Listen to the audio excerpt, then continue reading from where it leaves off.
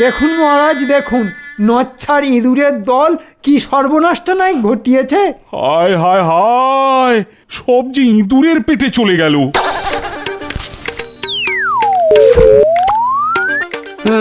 এই তো মনে হচ্ছে সদ্য মরা। পুরনো মরা হলে তো এতক্ষণ গন্ধ ছাড়তো। এটাও তো বড় জোর কাল রাতে মরেছে। এ আবার কি হচ্ছে গোপাল? অমর লেজ ধরে ইঁদুর দেখার কি আছে? হ্যাঁ না, মানে দেখছিলাম ইঁদুরের পেটগুলো কত বড়। বাবা, কয়েকশো বস্তা ধান চালের শ্রাদ্ধ করে দিল। দেখুন মহারাজ দেখুন, গোপালের কাণ্ড দেখুন। কোথায় ধান চালের বস্তার শোকে বুক চাবড়াবে তা না করে মরা ইঁদুর নিয়ে পড়েছে। গোপাল, ওসব ইঁদুর টিঁদুর ছেড়ে এই বিপদের দিনে কি করা যায় সেই কথা বলো তো।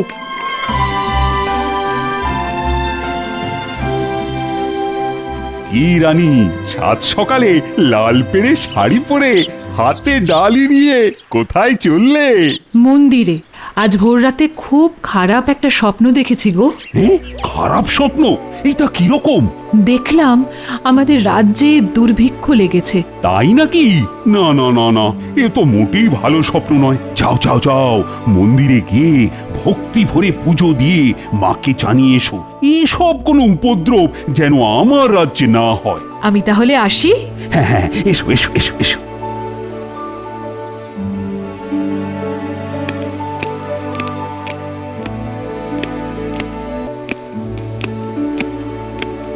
এ আবার কিরকম স্বপ্ন রে বাবা? কৃষ্ণনগরে এত খাদ্যশস্য, অথচ সেখানেই দুর্ভিক্ষ। মহারাজকে যেন খুব চিন্তিত দেখাচ্ছে। কিছু কি হয়েছে মহারাজ? না, তেমন কিছু হয়নি। তবে মানে তোমাদের রানীমার একটা স্বপ্ন আমাকে বড় ভাবিয়ে তুলল মন্ত্রী। কিছু মনে না করলে বলি, কি এমন স্বপ্ন মহারাজ? আসলে তোমাদের রানীমা স্বপ্নে দেখেছেন যে কৃষ্ণনগরে নাকি দুর্ভিক্ষ লেগেছে। দুর্ভিক্ষ? কি বলছেন কি মহারাজ? না না না না, এখনই এত ভয় পাবার মতো কিছু হয়নি। অযথা ভয় পাবেন না মহারাজ, আমি তো আছি। আচ্ছা মন্ত্রী, গুদামে মজুদ খাদ্যশস্য কত আছে? এই মুহূর্তে ঠিক বলতে পারবো না, তবে যত তাড়াতাড়ি পারবো বস্তা গুনে আপনাকে জানিয়ে যাব। হ্যাঁ হ্যাঁ, দেখো দেখো দেখো, যথেষ্ট খাদ্যশস্য না থাকলে সময় থাকতে থাকতে মানে অন্য রাজ্য থেকে কেনার ব্যবস্থা তো করতে হবে। আমি চাই না খাদ্যের অভাবে এ রাজ্যের কেউ না খেয়ে থাকুক। আহা আহা, কি শুনলাম! অন্য রাজ্য থেকে খাদ্যশস্য কেনা হবে। আহা, এই সুযোগ! আমি তাহলে এখন আসি মহারাজ। হ্যাঁ হ্যাঁ হ্যাঁ, এসো এসো এসো।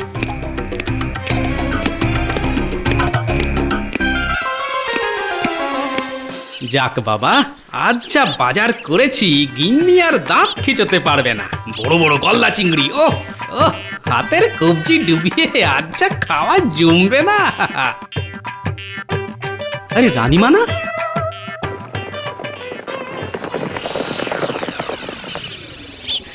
প্রণাম রানীমা, দেখে মনে হচ্ছে মন্দির থেকে আসছেন। হ্যাঁ গোপাল, মায়ের মন্দিরে পুজো দিতে গিয়েছিলাম। আসলে আজকে ভোর রাতে খুব একটা খারাপ স্বপ্ন দেখেছি গোপাল। স্বপ্নে দেখলাম আমাদের রাজ্যে দুর্ভিক্ষ লেগেছে। না না রানীমা, এটা আপনার মনের ভুল। মনের ভুল কেন বলছো? ওই যে কথায় আছে না, স্নেহই হলো উৎকণ্ঠার কারণ। আসলে আপনি তো এ রাজ্যের সকলের মা, তাই সন্তান স্নেহে সদাই উৎকণ্ঠিত থাকেন। আর সন্তানদের জন্য সেই উৎকণ্ঠা থেকেই এই স্বপ্ন। তোমার কথাই যেন সত্যি হয় গোপাল। আপনি মিলিয়ে নেবেন, আমার কথাই সত্যি হবে। রানীমা, ভগবানের দয়ায় যে রাজ্যে এত শস্যের উৎপাদন, সে রাজ্যে দুর্ভিক্ষ হওয়া কি এতই সোজা রানীমা? আপনি নিশ্চিন্ত থাকুন, মাথার ওপর ভগবান আর এই কৃষ্ণনগরে আপনার মতো মা থাকতে এই রাজ্যের মানুষদের কোনো দিনও অন্য কষ্ট হবে না রানীমা।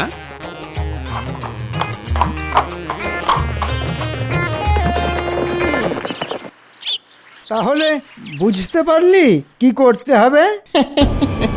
এতদিন আপনার সাথে কাজ করছি, এইটুকু আর বুঝতে পারবো না? একেবারে জলের মতো বুঝে গেছি। আমি যেটুকু বুঝেছি ওই তাতে তাতে ওই রাতের অন্ধকারে গুদাম থেকে ধান চালের বস্তা বার করে পাচার করে দিতে হবে। আর পাচারের ব্যাপারে কারো মনে যাতে কোনো রকম সন্দেহ না হয় তার জন্য কটা পেট মোটা ইঁদুরকে মেরে গুদামের ভেতর ফেলে রাখতে হবে। ঠিক আছে। আর গুদামের মেঝেতে কিছু চাল ছড়িয়ে রাখতে হবে যাতে সকলে বুঝতে পারে যে ইঁদুর এই চাল খেয়েছে, আর খেয়ে খেয়ে কটা ইঁদুর পেট ফুলে গুদামের ভেতরই পচে মরেছে। আরে মাথা খাটিয়ে কি মতলবটাই না বের করেছেন মন্ত্রী মশাই। হ্যাঁ, সত্যি সত্যি আপনার তুলনা নেই। যা যা, আমাকে আর মেলা তেল না মেরে কাজের কাজ শুরু করে দে। তবে খুব সাবধান, কাক পক্ষীতেও যেন টের না পায়। কোনো চিন্তা করবেন না মন্ত্রী মশাই, কাকপক্ষী তো কোন ছাড়, ডান হাতে কাজ করলে বাঁ হাত অব্দি জানতে পারবে না। এখন তাহলে যা। সে তো যাবই, কিন্তু তার আগে ওই মানে ওই টাকা কড়ির ব্যাপারটা মিটিয়ে ফেললে হতো না? মানে ওই বুঝতেই তো পারছেন, অতগুলো চালের বস্তা সরানো কি আর ওই মুখের কথা, তাই পারিশ্রমিকটাও মানে ওই ভেবে। এই এত লোভী কেন বলতো তোরা? হ্যাঁ, কাজই শুরু হলো না, শুধু পয়সা আর পয়সা। আচ্ছা, পয়সা কি সঙ্গে করে নিয়ে যাবি? হ্যাঁ, সে তো আপনিও নিয়ে যেতে পারবেন না মন্ত্রী মশাই। চুপ, মুখে মুখে কথা বললে না। যা যা যা, আদা জল খেয়ে লেগে পড়। কিরে, আবার হাত বাড়াচ্ছিস কেন? মানে আদা কেনার পয়সাটা অন্তত দিন। আর কথা না বাড়িয়ে কেটে পড়, যা।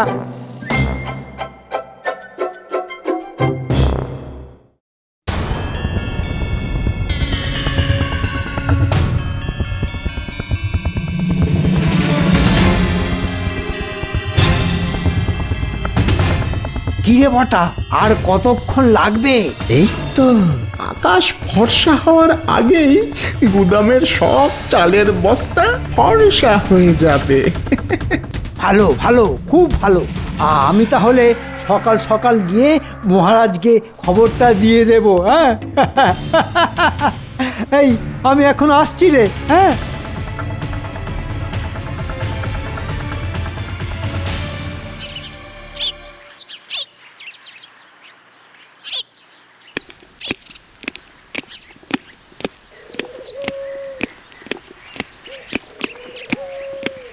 প্রাতঃপ্রণাম মহারাজ। আরে গোপাল যে, এসো এসো এসো এসো। আগে কাল রানীমার মুখে একটা খারাপ স্বপ্নের কথা শুনলাম। হ্যাঁ, দেখো না কি সব আজে বাজে স্বপ্ন দেখে। তবে তোমার কথাটা তোমাদের রানীমাকে কিন্তু বড় ভরসা জুগিয়েছে। কোন কথা মহারাজ? ওই যে মাথার উপর ভগবান, আর এই কৃষ্ণনগরে আপনার মতো মা থাকতে এ রাজ্যের মানুষদের কোনোদিনই অন্ন কষ্ট হবে না। মহারাজ, মহারাজ, আরে এই কি হলো মন্ত্রী? আরে সাত সকালে এরকম ছুটতে ছুটতে এলে কেন? সর্বনাশ হয়ে গেছে মহারাজ, সর্বনাশ হয়ে গেছে। আপনার আদেশ মতো আজ সকালে খাদ্যশস্যের গুদামে গিয়ে দেখি, ওরে বাবা, ওরে বাবা, কি সর্বনাশ! আরে কি দেখলে সেটাই বলবে তো। কি আর বলবো মহারাজ, গিয়ে দেখি সব ধান চালের বস্তা ইঁদুরে খেয়ে সাফ করে দিয়েছে। সে কি, অত চালের বস্তা ইঁদুরে খেয়ে ফেললো? বলবো কি মহারাজ, কত বড় বড় ইঁদুর, কয়েকটা তো চাল খেয়ে খেয়ে পেট ফুলে গুদামের মধ্যেই মরে পড়ে আছে। ব্যাপারটা যে কিরকম কিরকম মনে হচ্ছে। গুদামে তো প্রায় কয়েকশো বস্তা ধান চাল ছিল, ইঁদুরে কি সব খেয়ে যেতে পারে? মহারাজ, রানীমার দেখা ভোর রাতের স্বপ্ন বুঝি সত্যি হয়ে গেল, দুর্ভিক্ষ বুঝি এসে পড়লো। এই মন্ত্রী, ফ্যাচ ফ্যাচ করে কেঁদো না তো। চলো তো, চলো তো দেখি। গোপাল, তুমিও সঙ্গে এসো।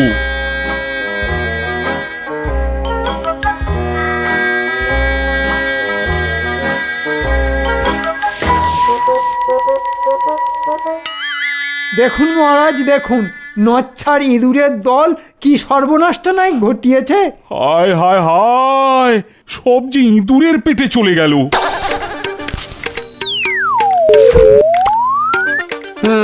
এ তো মনে হচ্ছে সদ্য মরা। পুরনো মরা হলে তো এতক্ষণ গন্ধ ছাড়তো। এটাও তো বড় জোর কাল রাতে মরেছে। এ আবার কি হচ্ছে গোপাল?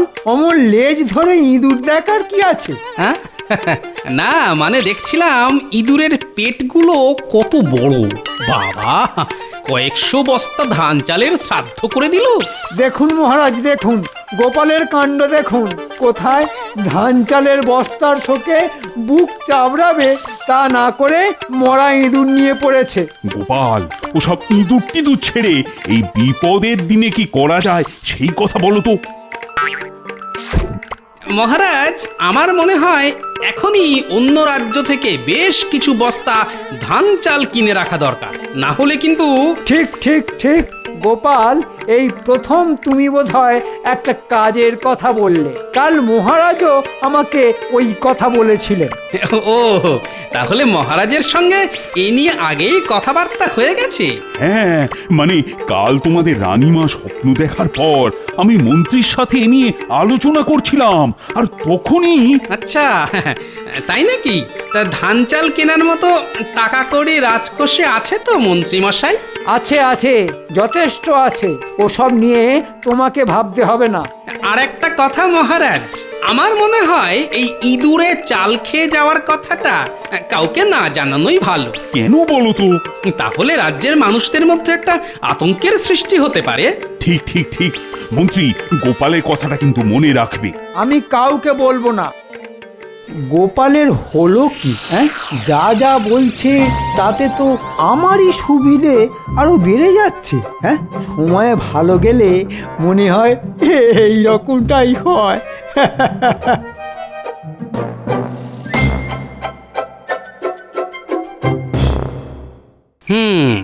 মহারাজ মন্ত্রী মশাইকে চাল কেনার কথা বলার পরেই গুদামের সব চাল ইঁদুরে খেয়ে চলে গেল না।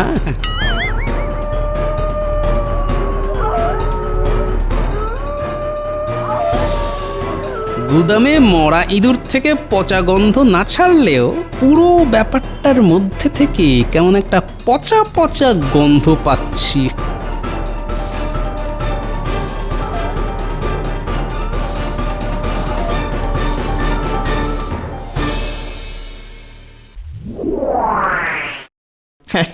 সত্যি মন্ত্রী মশাই, কি বুদ্ধি আপনার!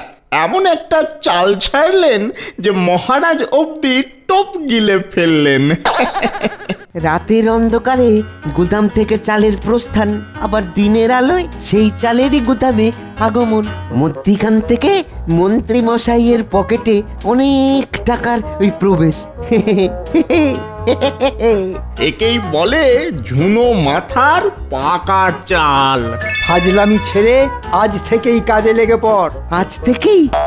না না মন্ত্রী মশাই না, কাল সারা রাত ধরে ওই বস্তা বয়ে বয়ে সারা গায়ে বড় ব্যথা হয়ে গেছে। আজকের দিনটা বাদ দিন। ঠিক আছে, আজকের দিনটা না হয় বাদ দিলাম, কিন্তু কাল থেকেই কাজ শুরু করে দিতে হবে। চালের বস্তাগুলো যেখানে রেখেছিস গরুর গাড়ি করে এনে সেগুলো আবার গুদামে রেখে দিতে হবে। ভিন রাজ্য থেকে চাল কেনার টাকা মহারাজ আমায় দিয়ে দিয়েছেন, তাই আর দেরি করা যাবে না। তাহলে কাল ভোর থেকেই কাজ শুরু করে দিবি, মনে থাকবে তো? আজ তাহলে আসি মন্ত্রী মশাই। হ্যাঁ, আয়।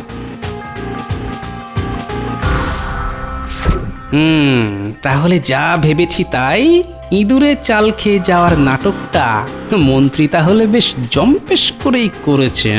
এবার দেখ বেটা আমার খেল।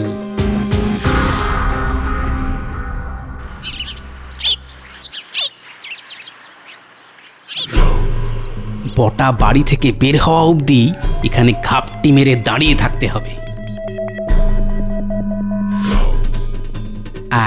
ঘটা আসছে, তার মানে এখনই দুজনে কাজে বেরোবে।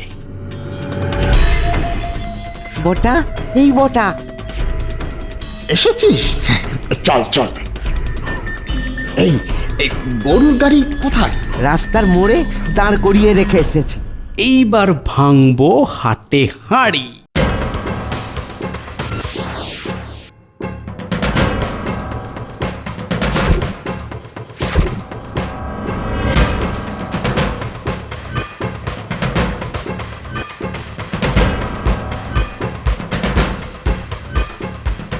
এবার তো তাহলে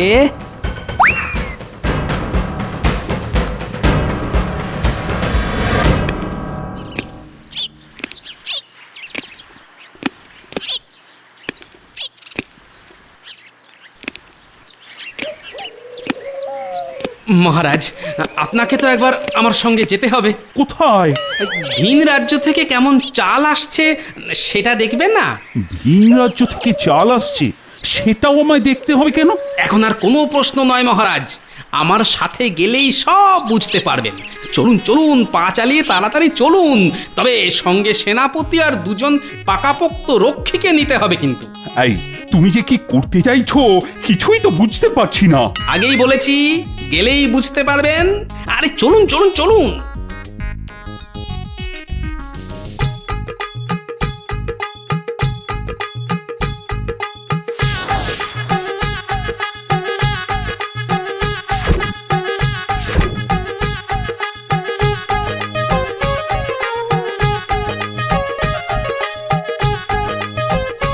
ওই দেখুন মহারাজ, ভিন রাজ্যে কেমন চালের গাড়ি বোঝাই হচ্ছে। এরপরেই চলে যাবে আপনার গুদামে। এটা আবার ভিন রাজ্য কোথা থেকে হলো? আরে এ তো আমার কৃষ্ণনগরেরই একটা অংশ। মহারাজ, ইঁদুরে চাল খাবার গল্পটা মন্ত্রী মশাইয়ের সাজানো। বটা ঘটাকে দিয়ে রাতের অন্ধকারে গুদাম থেকে চাল সরিয়ে। থাক গোপাল থাক, আর বলতে হবে না, আমি সবটা বুঝে গেছি। বটা ঘটা, মহারাজ, পালা! উড়ি বাবা, উড়ি বাবা, উড়ি বাবা। ওরে বাবা রে! আরে হাঁ করে কি দেখছো? দৌড়ে গিয়ে আগে বদমাইশগুলোকে ধরো। যে আজ্ঞে মহারাজ, আমি এক্ষুনি ধরে আনছি।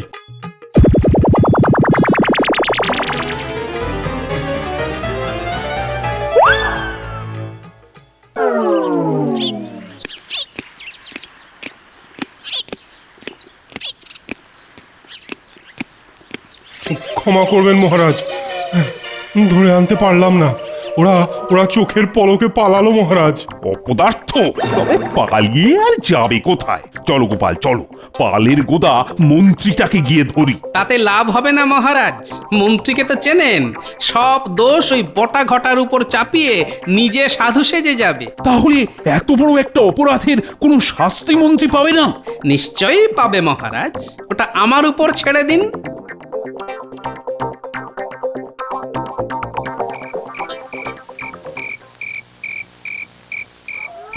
এখন মন্ত্রী মশাইয়ের কাছ থেকে আমাদের পাওনা গন্ডা বুঝে নিয়ে সোজা কৃষ্ণনগর থেকে পাতলা হয়ে যেতে হবে। যা বলেছিস, সকালে সকালে কোনো রকমে পালিয়ে যেতে পেরেছি, কিন্তু এবার ধরা পড়লে মহারাজ কিন্তু জ্যান্ত পুঁতে ফেলবে। হ্যাঁ, পালিয়ে কি আর যেতে পারবি? কে? গলার আওয়াজে চিনতে পারলি না? কিরে, এবার চিনতে পেরেছিস? গোপাল! একেবারে ওটি করার চেষ্টা করিস না। সারা অঞ্চল প্রহরী ঘিরে রেখেছে, পালাতে গেলেই ধরবে। হ্যাঁ, তাই বৃথা পালাবার চেষ্টা না করে যা বলছি মন দিয়ে শোন। তোদের মন্ত্রী মশাই তো তোদের ঘাড়ে সব দোষ চাপিয়ে মহারাজের কাছে দিব্যি ভালো মানুষ সেজে গেছে। আমাদের ঘাড়ে সব দোষ? হ্যাঁ, তোরাই নাকি গুদাম থেকে চাল সরিয়েছিস। মহারাজকে মন্ত্রী কি বলেছে জানিস? কি বলেছে? সে বলেছে নিজে হাতে তোদের ধরে এনে মহারাজের সামনে জ্যান্ত পুঁতে দেবে। কি এত বড় বেইমানি!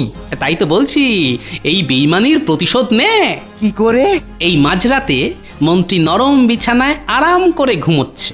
এই সুযোগে লাঠি সোটা নিয়ে তার বাড়ি চড়াও হ।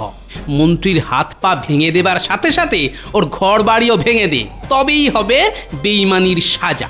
সব থেকে আগে ভাঙবো বজ্জাত মন্ত্রীর মাথা। চল চল ঘটা, মোটা দেখে দুটো লাঠি নিয়ে আসি। আমার মিথ্যে কথাগুলো বেটারা কেমন সত্যি বলে ভেবে নিল। এ তল্লাটে কোনো প্রহরীই নেই। যাই চটপট পরের কাজগুলো সেরে ফেলি। ওহ বাবা, খুব বাঁচা বেঁচে গেছি। বটা ঘটা ধরা পড়লে আমার অবস্থা তো চিত্তির হয়ে যেত। যাক বাবা, এখন ওরা আর কৃষ্ণনগরে না এলেই রক্ষে। মহারাজকে 7-5 কিছু একটা বলে নিজেকে ঠিক নির্দোষ প্রমাণ করতে পারবো। যাই, এখন একটু ঘুমোবার চেষ্টা করে দেখি। এই এই বেটা মন্ত্রী, আমাদের ঘাড়ে সব দোষ চাপিয়ে দিয়ে তুই কি ভেবেছিস ঘরের মধ্যে আরাম করে ঘুমোবি? হ্যাঁ, তোর চোখ থেকে সারা এই মাঝ দুপুরে বটা ঘটা পাগলের মতো চেঁচাচ্ছে কেন?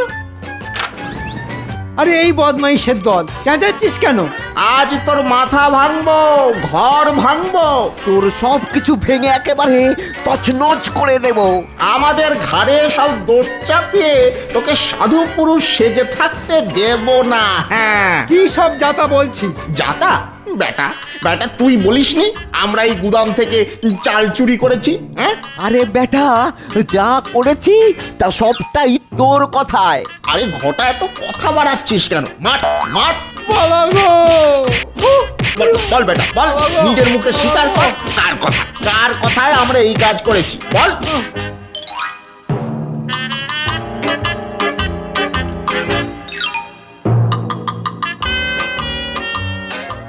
বাজে কথা ছেড়ে আসল কথা বল। হ্যাঁ হ্যাঁ, আমার কথাতেই তোরা গুদাম থেকে চাল ছড়িয়েছিস। মন্ত্রী, ব্যাস, হয়ে গেল। যেটুকু বাকি ছিল সেটাও হয়ে গেল। তা তো হবেই মন্ত্রী মশাই, কারণ সত্যি কোনোদিন চাপা থাকে না। সেনাপতি, সব কটাকে বেঁধে আগে গারদে ভরে দাও।